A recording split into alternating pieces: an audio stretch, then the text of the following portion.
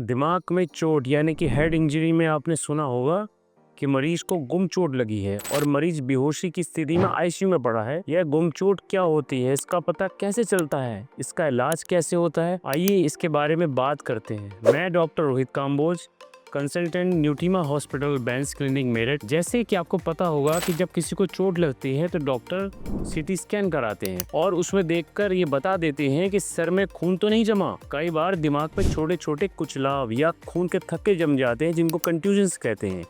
इसका इलाज न्यूरोसर्जन दवाई अथवा ऑपरेशन से करते हैं। कई बार सिर में लगी चोट का सही संज्ञान सीटी स्कैन से भी नहीं हो पाता। सीटी स्कैन की रिपोर्ट तो ठीक आती है पर मरीज बेहोश होता है।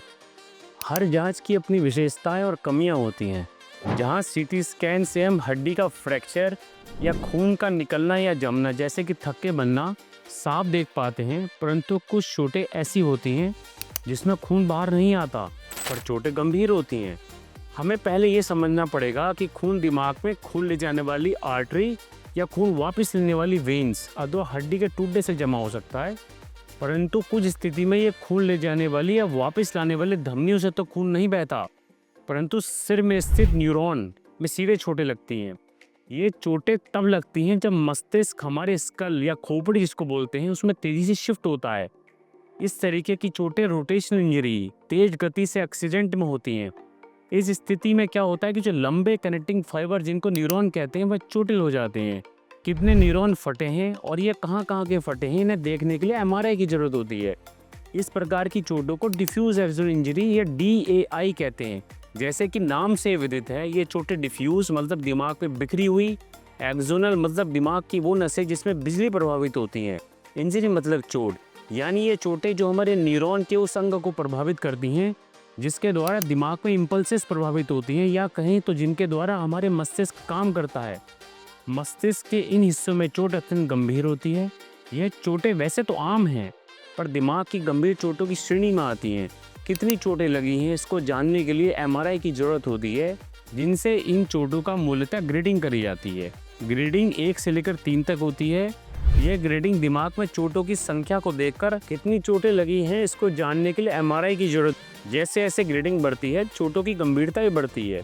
डिफ्यूज एक्सोनल इंजरी से रिकवरी, पेशेंट की न्यूरोलॉजिकल स्टेटस यानी कि मरीज का कितना हाथ पैर चल रहा है, वो आँख खोल रहा है कि नहीं खोल रहा, इसके अलावा दिमाग में के अलावा और कहाँ कहाँ चोट लगी है, उसकी उम्र, इन्फेक्शन आदि कई बातों पर निर्भर होती है और हर मरीज अपने तरीके से रिकवरी दिखाता है।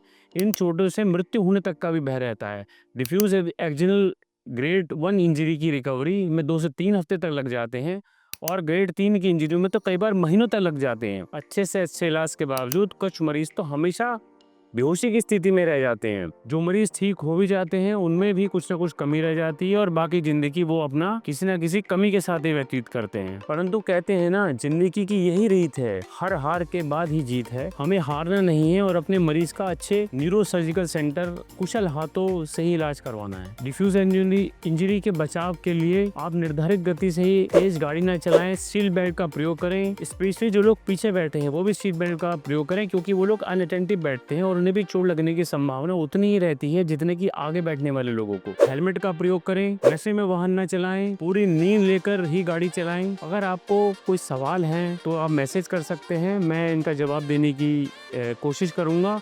ऐसे इन्फॉर्मेटिव वीडियोस को देखने के लिए लाइक और सब्सक्राइब करें। मैं डॉक्टर रोहित काम्बोज, आपका अपना न्यूरोसर्जन।